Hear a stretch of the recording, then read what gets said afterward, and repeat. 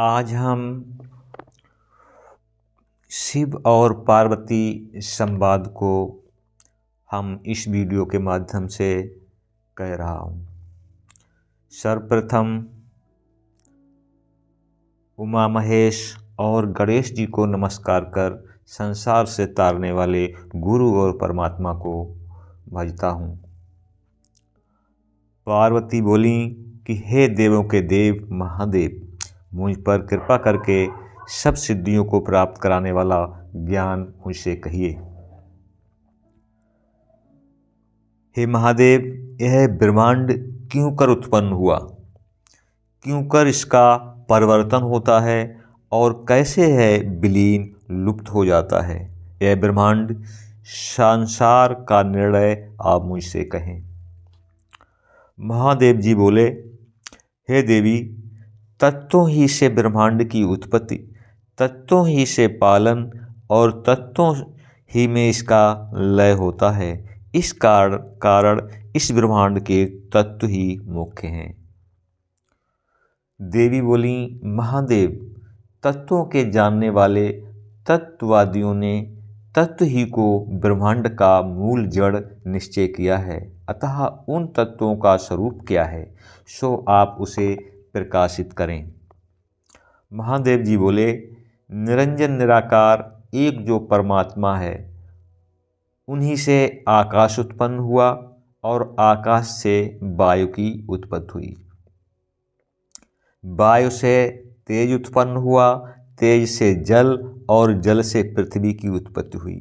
ये पांचों तत्व प्रत्येक 5-5 प्रकार के में विस्तृत हो गए हैं। उन्हीं पंच तत्वों से यह ब्रह्मांड उत्पन्न हुआ, उन्हीं से इनका पालन होता है और उन्हीं में यह लय होता है, उन्हीं में रमता भी है। हे सुंदरी, इस पंच तत्वमय देह में उक्त पांचों तत्व सूक्ष्म रूप से विद्यमान हैं, जिन्हें तत्वों के जानने वाले योगी ही जानते हैं।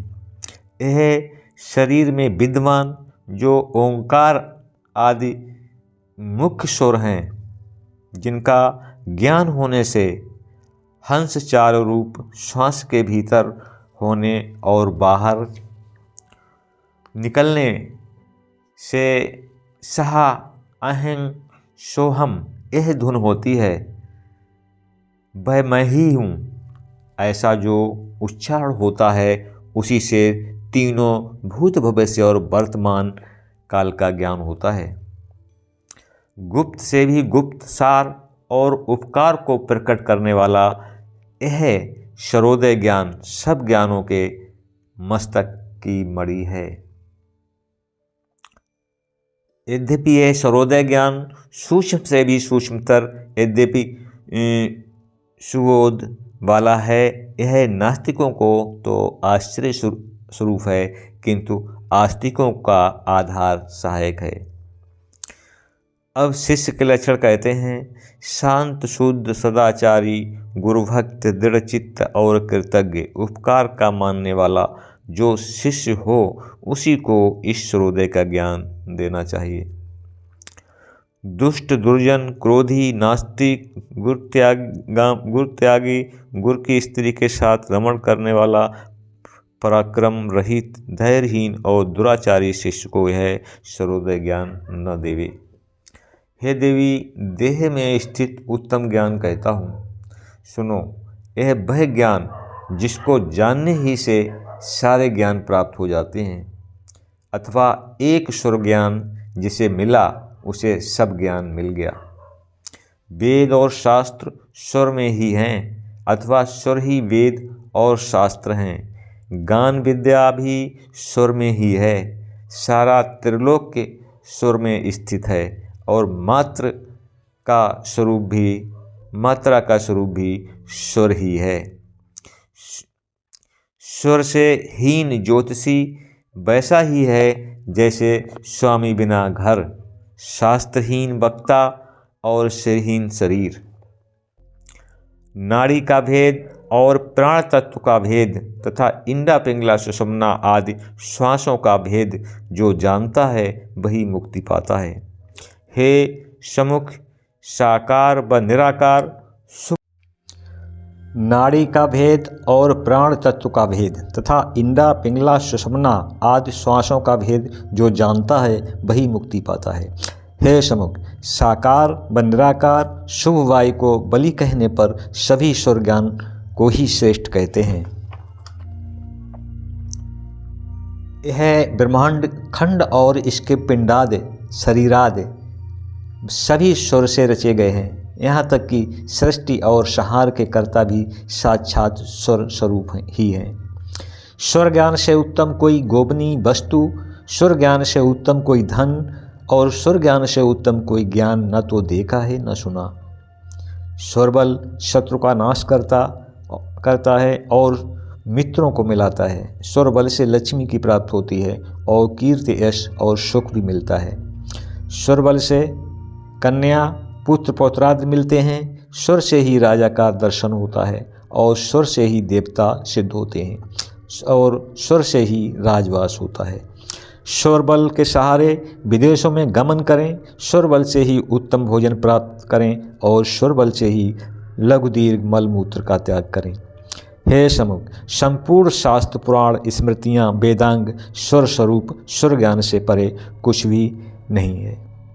मूर्ख जन जब तक स्वर तत्व नहीं जान पाते तब तक उन्हें नाम रूप इत्यादि में झूठा भ्रम रहता है और अज्ञान से मोहित रहते हैं। यह सर्वोदय शास्त्र सबसे उत्तम शास्त्रों में उत्तम है। आत्मघट को उजेला करने के लिए यह महादीपक तुल्य है। इस शास्त्र को हर किसी से न कहे और आप ही अपने मन, बुद्धि तथा वाणी में रखें। इस शास्त्र के पठन पाठन या प्रयोग में तिथि, नक्षत्रवार, ग्रह, देवता, भद्रा, वितिपात और वैधृति आदि योग का दोष नहीं। हे भवानी, इस स्वर शास्त्र में किसी प्रकार का कुयोग है ही नहीं और न भविष्य में कभी होने का है। शुद्ध स्वरबल मिल जाने पर सब शुभ फल मिल जाते हैं। इस देह में अनेक रूप वाली नाड़ियाँ फैली हुई हैं। पंडितों को अपने देह ज्ञान के नियमित उन्हें नित्य ही जानना उचित है। नाभि से लेकर ऊपर कंधे तक जो अंकुर निकला हुआ है वहाँ तक 72,000 नाड़ियाँ देह के बीच विद्यमान हैं। नाभि में स्थित सांप की भांति सोई ही कुंडलनी नाम की एक शक्ति है जिसे 10 नाड़ियाँ ऊपर को और 10 नाड़ियाँ नीचों को गई हैं। इनके अतिरिक्त 2-2 नाड़ियाँ तिरछी गई हैं जो संख्या में 24 हैं। उनमें भी 10 नाड़ियाँ प्रधान हैं और 10 वायु का प्रभावित करने वाली हैं। तिरछी, ऊंची और नीची नाड़ियाँ वायु व देह का आधार हैं जो चक्र की भांति देह में स्थित हैं और सभी प्राण के आश्रित हैं। ऊपर कही हुई नाड़ियों के बीच में 10 नाड़ियाँ प्रधान हैं। उनमें भी 3 ही उत्तम हैं जिनका नाम इंडा, पिंगला और सुषुम्ना है। इंडा, पिंगला, सुषुम्ना इन तीनों के अतिरिक्त चौथी गांधारी, 5वीं हस्तजिह्वा, 6ठी पूषा, 7वीं यशवनी, 8वीं अनलबुसा, 9वीं कुहू और 10वीं शंखिनी है। ईड़ा नाड़ी शरीर की बाईं ओर रहती है और पिंगला दाहिनी ओर, सुषुम्ना बीच में और गांधारी बाईं आँख में रहती है। हस्तजिह्वा नाम की नाड़ी दाहिनी आँख में, पूषा दाहिने कान में, यशवनी बाएं कान में और अनलबुसा मुख में रहती है। कुहू नाड़ी लिंग देश में, शंखिनी नाड़ी गुदा में। इस प्रकार शरीर के 10 द्वारों का आश्रय लेकर 10 नाड़ियाँ विद्यमान हैं। इंडा, पिंगला और सुषुम्ना ये तीनों प्राण मार्ग से में आश्रित हैं। ये ऊपर कही 10 नाड़ियाँ शरीर में टिकी हुई हैं। नाड़ियों के नाम तो कह चुके, अब वायुओं के नाम कहते हैं। प्राण, अपान, समान, उदान और बयान ये 5 प्रधान वायु हैं। अब उपप्राण वायु को कहते हैं। नाग, कूर्म, कूकल, देवदत्त, धनंजय ये 5 उपप्राण हैं। प्राण नाम का वायु सदा हृदय में रहती है। अपान वायु गुदा स्थान में रहती है। समान वायु नाभि देश में, उदान कंठ में, कंठ के बीच में और बयान सारे शरीर में फैला है। ये 10 वायु प्रधान हैं। ऊपर प्राण आदि पांचों वायुओं के स्थान कहे हैं, अब नाग आदि पांचों वायुओं के स्थान कहता हूँ। डकार लेने में जो वायु काम करती है उसी का नाम नाग वायु है। जिससे पलक खुलते और बंद होते हैं उसका नाम कूर्म वायु है। छींक लेने में जो वायु ज्ञात होती है उसका नाम कूकल है, और जम्हाई लेने की वायु का नाम देवदत्त है। धनंजय वायु सारे शरीर में फैली है, इसी कारण मृत देह लाश को भी वह नहीं छोड़ती। ये 10 वायु देह की सब नाड़ियों में जीव रूप होकर घूमा करती हैं। देह के मध्य में प्राण का संचार प्रकट है, उसे बुद्धिमान इंडा, पिंगला और सुषुम्ना इन 3 नाड़ियों से ही माने। देह के बाईं ओर इंडा और दाहिनी ओर पिंगला। इंडा वामाव्रत और पिंगला दक्षिणा व्रत में स्थित है। इंडा में शशि, पिंगला में रवि और सुषुम्ना स्वयं शिव स्वरूप है, जिसमें हंस रूप से शंकर विराजमान है। सूर्य के निकलने में हंकार आता है और सकार सूर्य के भीतर जाने में आता है। हकार शिव स्वरूप और सकार शक्ति रूप कहा जाता है। बाईं नाड़ी को चलाने वाला चंद्रमा शक्ति रूप से विद्यमान है और दाहिनी नाड़ी को चलाने वाला सूर्य शंकर रूप है। श्वास में नकार के रहते समय जो दान बुद्धिमानों द्वारा किया जाता है, उस दान से इस जीवलोक में करोड़ों गुना गुणफल होता है। एकाग्रचित्त से समचित हुआ योगी इसी प्रकार देखे और सभी को सूर्य, चंद्र, इंडा और पिंगला के मार्ग में जाने। स्थिर जीव होने पर तत्व का ध्यान कर अस्थिर चित्त हो तो कभी ध्यान न करे। स्थिर चित्त वाले का सब मनोरथ सिद्ध होता है और महालाभ तथा जय भी प्राप्त होता है। जो जन चंद्रमा और सूर्य, इंडा और पिंगला का सदा नियमानुसार अभ्यास करते हैं, इनको भूत और भविष्य का ज्ञान प्राप्त हो जाता है। बाईं ओर रहने वाली इंडा नाड़ी अमृत रूप है, इसी के वह जगत को संतुष्ट करने वाली है, और चरभाग में स्थित दाहिनी ओर की पिंगला नाड़ी सदा जगत को उत्पन्न करती है। मध्य में निवास करने वाली सुषुम्ना नाड़ी क्रूर और कठोर है और सभी कामों में दुष्टा है, पर बाईं नाड़ी इंडा सभी शुभ मंगल कामों में सिद्ध की दाता है। श्वास निकलने के समय बाईं इंडा नाड़ी और भीतर जाने के समय दाहिनी पिंगला नाड़ी शुभ है। पंडित लोग चंद्रमा यानी इंडा को सम और पिंगला को सदा विषम माना है। चंद्रमा इंडा नाड़ी और सूर्य पिंगला पुरुष है। चंद्रमा का वर्ण गोरा और सूर्य का काला है, अतः चंद्र नाड़ी के प्रभाव से सब शुभ मंगल कामों को करना चाहिए। सूर्य नाड़ी पिंगला के चलने के समय क्रूर कर्म, लड़ाई झगड़ा, मारपीट, क्रोध इत्यादि होते हैं, वो करना चाहिए। सुषुम्ना नाड़ी के चलते समय मुक्ति भुक्ति फल देने वाले कर्मों को करना चाहिए। उजेले पाक में पहले चंद्रसुर और दूसरा सूर्यसुर तथा अंधेरे पाक में पहले सूर्यसुर और दूसरा चंद्रसुर, इस क्रम से 3 दिन चंद्र सूर्य, चंद्र और सूर्य सुरों का उदय होता है। उजेले पाक में पहले अड़ाई घटी चंद्र इंडा का सुर और अंधेरे पाक में सूर्य उदय से अड़ाई घटी पहले सूर्य का सुर पिंगला चलता है। इस प्रकार एक ही दिन में 60 घड़ियों में क्रम से चंद्र सूर्य दोनों सुर चलते हैं। उन्हीं घड़ियों के मध्य में 5 तत्व चलते हैं। फिर प्रतिपदा से 3 दिन जो चंद्र सूर्य सुर का चलना गिनाए हैं, उनमें यदि सूर्य सुर के दिनों में चंद्र सुर और चंद्र सुर के दिनों में सूर्य सुर विपरीत सुर हो तो शुभ कामों में उन्हें त्याग दें।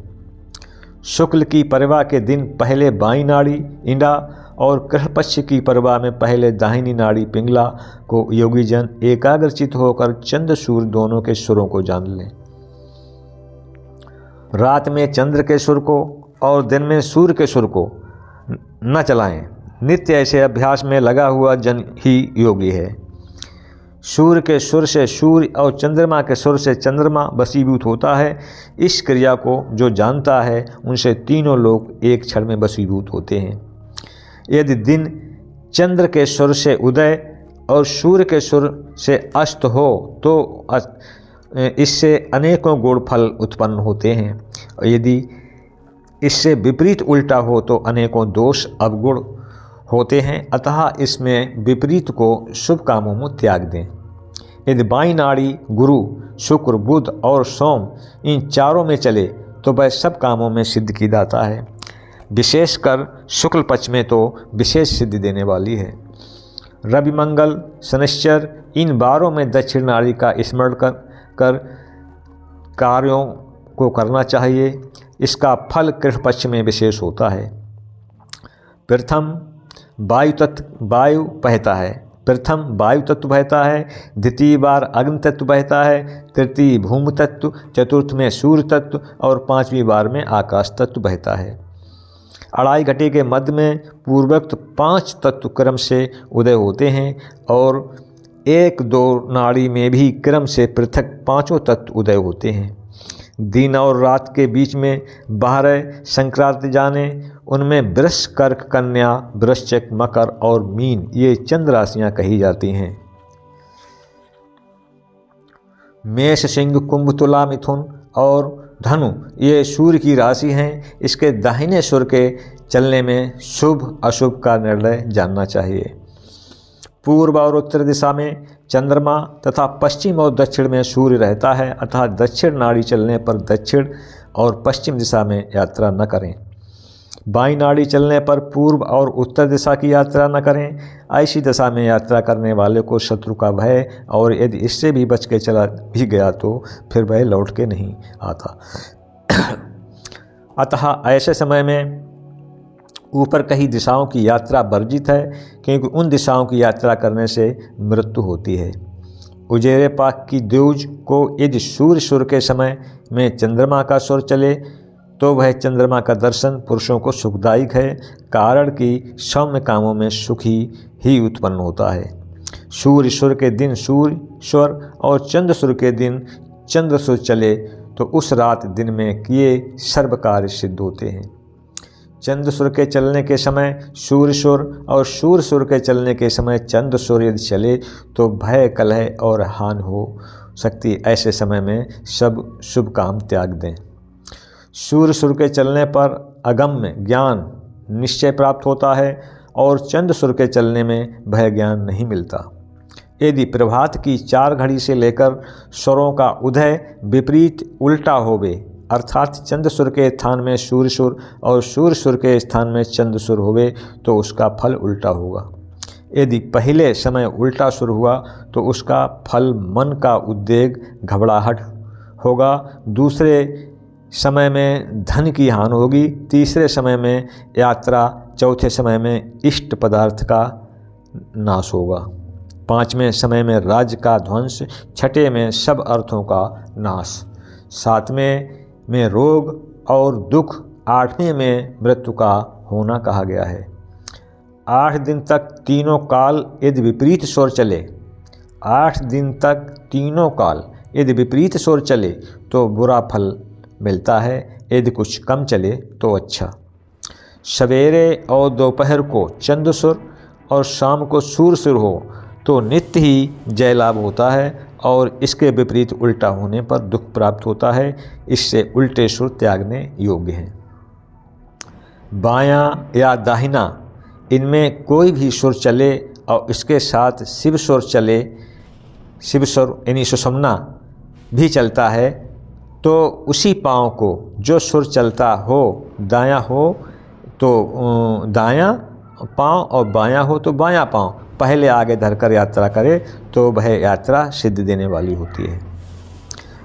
चंद्रमा के सुर में एक समपाव करे और सूर्य के सुर में विषम, इस प्रकार पैर आगे धरकर यात्रा करने से यात्रा सिद्ध होती है। सोकर उठते ही जिस ओर का सुर चलता है उसी ओर के हाथ की हथेली से अपने मुख को छूने वाला पुरुष इच्छित फल पाता है। दूसरों को देने में, दूसरों से लेने में और घर बाहर जाने में जिस ओर का सुर चले तो उसी हाथ से देना लेना और उसी पांव से कहीं जाना आदि उत्तम है। ऐसा करने से किसी काम में हानि नहीं होती, कलह नहीं होती और न शत्रुओं से नाश ही होता है और वह सारे उपद्रवों से बचकर सुखपूर्वक घर को लौटता है। गुरु बंधु, राजा, मंत्री तथा शुभ के देने वाले और लोगों के बीच में उसी ओर को बैठकर अपना काम करें जिस ओर को अपना स्वर चलता है, तो मन में सोचे हुए काम की सिद्धि होती है।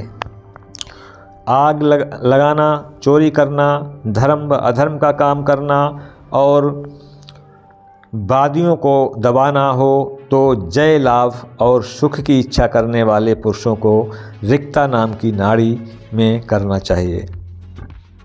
कितने ही आचार्यों का मत है कि यदि दूर देश की यात्रा करनी हो तो चंद सुर में यात्रा करे और निकट देश की यात्रा करनी हो तो सूर्य सुर हो तब जाए। लाभ और युद्ध आदि के बारे में जो कुछ पहले ऊपर कहा गया है वह सब पूर्ण नाड़ी पूरे स्वर के चलने में बिना किसी प्रकार की शंका के फलित करता है और वही युद्ध और लाभ आदि खाली नाड़ी चलने में उल्टे फल लगते हैं, क्योंकि वह सर्वज्ञ शिव का कहा वचन है। व्यवहार में, दुष्टों के उच्चाटन में, देश में, विद्या द्वारा ठगने में, स्वामी के क्रोध में और चोरी में यदि पूर्ण स्वर चलता है हो तो भयंकर है। दूर जाने में चंद स्वर शुभ है और वह निर्विघ्न मन वांछित सिद्धि का दाता है। प्रवेश कार्य के लिए सूर्य स्वर प्रशंसित शुभ है। अयोग में नाड़ी को स्वर की योग्यता हो और योगा स्थान में भी अयोग्यता हो तो वह प्राणी कार्य बंधन युक्त हो जाता है। इससे जैसी नाड़ी हो उसी के अनुसार कर्तव्य करे। चंद्रमा का स्वर विष को हर लेता है और सूर्य का स्वर बलि को स्वाधीन स्वतंत्र करता है। सुषुम्ना का स्वर मोक्ष का देने वाला है। इस प्रकार एक ही देव तीन भांति से स्थित हैं। शुभ व अशुभ काम रात व दिन में जैसा किया जाए तो उस कार्य के योग की नाड़ी की चाल रहनी चाहिए, अर्थात जैसा काम हो उसी के अनुकूल नाड़ी भी हो उसका फल मिलेगा। व्रत, पूजा, उपासना आदि गहनों का व्यवहार करना, विदेश गमन, ब्रह्मचरी, गृहस्थ, वानप्रस्थ और संन्यास आश्रम का धर्म, लेन देन करना, इन कामों में इंद्र नाड़ी उत्तम है। बावड़ी, कुआं, तालाब आदि खुदवाना, खम्भ और देवता की प्रतिष्ठा करना, यात्रा, दान, विवाह, वस्त्र, अलंकार, आभूषण आदि कराने तथा पहनने आदि में इंद्र नाड़ी उत्तम है। शांति कर्मों में, पुष्टि कर्मों में, दिव्य औषधियों और रसायन बनाने में, अपने स्वामी के दर्शन में, मित्रता और व्यापार में, अन्न के संग्रह करने में इंद्र नाड़ी श्रेष्ठ है। गृह प्रवेश में, सेवा चाकरी में, खेती करने में, बीज बोने में उत्तम, शुभ कामों की संधि में और मिलाप में इंद्र चंद्र नाड़ी शुभ है। विद्या आरंभ आदि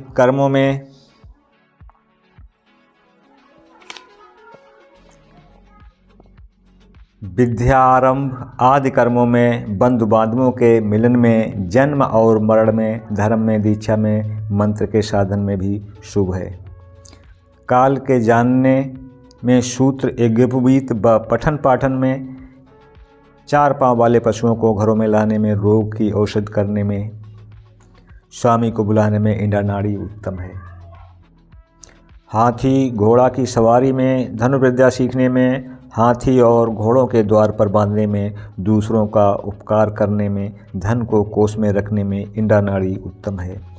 गाने बजाने, नाचने और नाच के शास्त्रों को पढ़ने में, पुरों और गांव में जाने में, राज तिलक में, खेत में इंद्र नाड़ी शुभ है। दुख में, शोक में, विषाद में, जोर में, मूर्छा में, स्वामी के संबंध में, अन्न और काठ के संग्रह में ईंड़ा नाड़ी उत्तम है। स्त्रियों के दंतभूषण में, मिस्सी आदि लगाने में, वर्षा के आने में, गुरु पूजा में, विष उतारने में ईंड़ा नाड़ी उत्तम है। ईंड़ा नाड़ी और योग अभ्यास आदि कर्मों में सिद्ध की देने वाली है। ईंड़ा नाड़ी में वायु, तेज और आकाश वर्जित है। रात व दिन में किए हुए सभी कार्य सिद्ध होते हैं और सभी शुभ कार्यों में ईंड़ा चंद्र नाड़ी शुभ मानी गई है। धनुर्विद्या, मंत्र विद्या, कला कौशल आदि विद्या कठिन और क्रूर है। अपनी स्त्री के साथ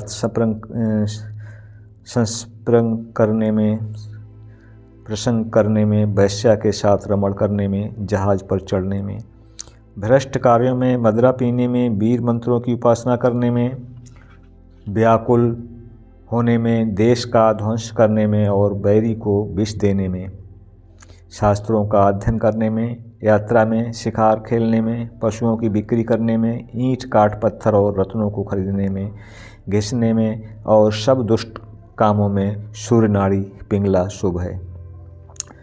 बच्चों के चलाने का अभ्यास करने में, यंत्र तंत्र के व्यवहार में, गढ़ और पर्वत पर चढ़ने में, जुआ खेलने में, चोरी करने में, हाथी घोड़ा आदि वाहनों पर चढ़ने का अभ्यास करने में, कसरत करने में, मारण उच्चाटन और षटकर्मों के साधन में, इछड़ी, यक्ष, बैताल, विष और भूत आदि के निवारण में, गधा, ऊँट, भैंसा आदि और हाथी घोड़े पर सवारी करने में, नदी और जलाशय के तैरने में, औषधि के सेवन में, अक्षरों के लिखने में सूर्य नाड़ी दाहिनी नाड़ी उत्तम है।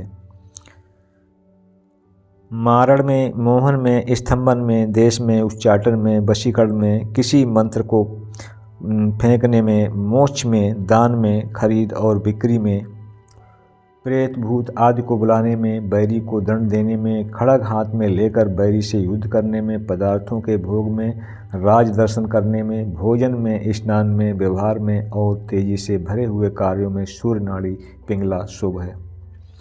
भोजन की मंदाग्नि, स्त्रियों को वश में करने में, सोने में, ज्ञानी पुरुषों से सदा सूर्य स्वर पिंगला का चलना उत्तम माना है और सूर्य स्वर में ही कर्म करना कहा है। सूर्य स्वर सर्वक्रूर कर्म, कुटिल कर्म और अनेक प्रकार के चर कर्म सब पिंगला नाड़ी के चलने में सिद्ध होते हैं। यदि क्षण में बाईं ओर, क्षण में दाहिनी नाड़ी चले तो उसे सुषुम्ना नाड़ी जाने। यह सुषुम्ना सब कामों को नाश करती है। उस सुषुम्ना में काल रूपी जलती हुई अग्नि विद्यमान है। उसे विषवत जानकर सब कार्यों की नाश करने वाली समझें। जिस पुरुष की नाड़ी क्रमशः क्रमभंग करके अर्थात चंद्र की जगह सूर्य, सूर्य की जगह चंद्र दोनों नाड़ियां बहें तब उसका फल अशुभ जाने। एक क्षण बाईं, एक क्षण दाहिनी नाड़ी स्वर चले तो इसको विषम भाव कहा है और इसका फल भी विपरीत जाने। पंडितों ने दोनों नाड़ियों का चलना विष के समान है माना है। इस कारण इसमें क्रूर व सौम्य कर्मों को नहीं करना चाहिए, क्योंकि करने से किए हुए सभी काम फल रहित होते हैं। जीने मरने का प्रश्न, प्राप्ति अप्राप्ति, लाभ हानि, जय पराजय, जीत हार आदि का काम विषम स्वर उल्टे स्वर में न करें। ईश्वर को याद कर योगाभ्यास आदि करके जय लाभ, सुख आदि दूसरे कामों को उस समय न करें। सूर्य स्वर पिंगला से मिली हुई सुषुम्ना नाड़ी यदि बारंबार चलती हो तो शाप देना व वर देना सभी व्यर्थ होता है। नाड़ियों के चलने के समय और तत्वों के चलने पर भी दोनों में हेर फेर अदल बदल हो जाने पर पुण्यदान आदि के सिवा कुछ भी उत्तम काम न करना चाहिए। जिस समय विषम स्वर चलता है उस समय मन में किसी उत्तम काम का विचार न करें। जो ऐसा करता है उस पुरुष की विषम स्वर की यात्रा हानिकारक और मृत्यु तथा कलेशप्रद होती है। चंद्रमा के स्वर का वेग सामने या बाएं और ऊपर की ओर होवे तो इसे पूर्ण जानना और इसके विपरीत को सदा खाली मानना है। व सूर्य के स्वर का वेग दाहिने व नीचे तथा पीछे की ओर पूर्ण माना है। चंद्र स्वर चलते समय ऊपर की ओर या अपने बाएं अथवा सामने बैठा हुआ दूत शुभ है और सूर्य स्वर चलते समय पीठ पीछे दाहिने अथवा नीचे बैठा हुआ दूत उत्तम है। अनादि निराकार और निराकुल ऐसी विषम संधि अर्थात सुषुम्ना नाड़ी का स्वर यदि सूक्ष्म तत्व में लय हो जाए, इसी को साधुजनों ने संध्या कहा है। प्रसिद्ध वेद को वेद नहीं कहते, क्योंकि उसमें वेद तत्व नहीं है। जिस वेद से परमात्मा जाना जाए वही वेद कहलाता है। मनुष्यों के दिन रात की जो संध्या है उसे संध्या नहीं कहते, या तो सुषुम्ना नाड़ी में स्थित प्राण की संधि को कहते हैं। पार्वती जी बोली कि हे देवों के देव महादेव, सब संसार के तारने वाले, आपके हृदय में स्थित जो रहस्य हैं मुझसे कहें।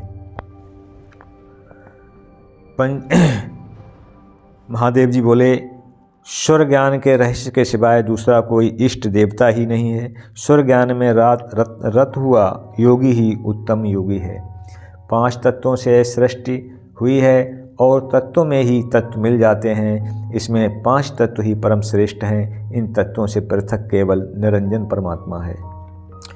सिद्ध योग के जानने वाले योगियों को तत्वों का नाम जानना उचित है। जो उत्तम स्वरों को जानते हैं वही प्राणियों के दुष्ट चिन्ह को जानते हैं। पृथ्वी, जल, अग्नि, तेज और आकाश, जो इन 5 से मिश्रित पंचभूतात्मा संसार को जो जानता है वह पूजने योग्य है। भूलोक से लेकर सत्यलोक तक जितने प्राणी हैं उनकी देह इन्हीं 5 तत्वों की है, पर भूलोक से लेकर सत्यलोक पर्यंत नाड़ी भेद भिन्न भिन्न है। हे सुंदरी, बाएं या दाहिने स्वर में 5 तत्व उदयमान हैं। उन तत्वों के 8 प्रकार हैं, उन्हें सुनो। पहले में तत्वों की गिनती, दूसरे में श्वास की संधियाँ और तीसरे में स्वरों के चिन्ह, चौथे में स्वरों के स्थान, 5वें में उनके तत्वों का रंग, 6ठे में प्राण, 7वें में स्वाद, 8वें में गति चाल के लक्षण हैं। ऐसे 8 प्रकार के प्राण इस जगत में व्याप्त हैं। हे कमलनयनी पार्वती, स्वर ज्ञान से उत्तम कोई दूसरा ज्ञान ही नहीं है। प्रातःकाल से ही सदा यत्नपूर्वक स्वरों का अवलोकन करें, क्योंकि काल को छलने के लिए योगी जन कर्म करते हैं। दोनों कानों में, हाथों के दोनों अंगूठे और दोनों नाक के छेदों में, दोनों बीच की मध्यमा अंगुलियां, ओंठों के मध्य में अनामिका और दूसरी अंगुलियों को दोनों आँखों में लगाएं। यही पृथ्वी आदि तत्वों का ज्ञान का क्रम है। इसे योगाचार षड़मुखी मुद्रा कहते हैं। इसी मुद्रा के मध्य में पृथ्वी आदि तत्वों का ज्ञान होता है। उपाधि के बिना पृथ्वी पीली, जल सफ़ेद, तेज लाल, वायु काले रंग का दिखता है और आकाश का रंग विचित्र झलकता है। दर्पण में देखकर सांस बाहर छोड़ें, उस समय जैसे रूप दिखाई दे उसी से चतुर तत्वों का भेद जानें। चकोर, अर्धचंद, त्रिकोण, गोलविंद, इन्हीं आकारों से क्रमशः पृथ्वी, जल, तेज, वायु और आकाश, इन 5 तत्वों का लक्षण जानें। बीच में पृथ्वी का स्वर, नीचे की ओर जल का स्वर और ऊपर की ओर अग्नि का स्वर और तिरछा वायु का स्वर, अर्थात 2 स्वर एक साथ मिलकर वहाँ हों तो आकाश का स्वर जानना। जल का रंग सफ़ेद, पृथ्वी का पीला, अग्नि का लाल, वायु का नीला और आकाश का विचित्र, सब रंग मिला हुआ जाने। अग्नि दोनों कंधों में, वायु नाभि के मूल में, पृथ्वी जांघ में और जल पांव के अंत में और आकाश मस्तक में स्थित है। पृथ्वी तत्व का स्वाद मीठा, जल का कसैला, अग्नि का तीक्ष्ण, वायु का खट्टा और आकाश का कड़वा है। वायु का स्वर 8 अंगुल, अग्नि का स्वर 4 अंगुल, पृथ्वी का स्वर 12 अंगुल और जल का स्वर 16 अंगुल चलता है। अग्नि तत्व ऊपर की ओर चले तो मृत्यु देने वाला है। जल तत्व नीचे की ओर चले तो शांति देने वाला है। वायु तत्व तिरछा हो तो उच्चाटनाद कर्मों का साधन करे। पृथ्वी तत्व तिरछा चले तब स्तंभनाद कर्म करे और आकाश तत्व सब बातों के माध्यम, इसमें सभी कर्म वर्जित हैं। पृथ्वी तत्व में स्थिर कर्म धीरज वाले काम, जल तत्व में चर कर्म शीघ्रता से करने वाले, अग्नि तत्व में क्रूर कर्म, वायु तत्व में मार उच्चाटन आदि कर्म सिद्ध होते हैं। आकाश तत्व का सुर चले तो कोई भी काम न करे, केवल योग का अभ्यास करे।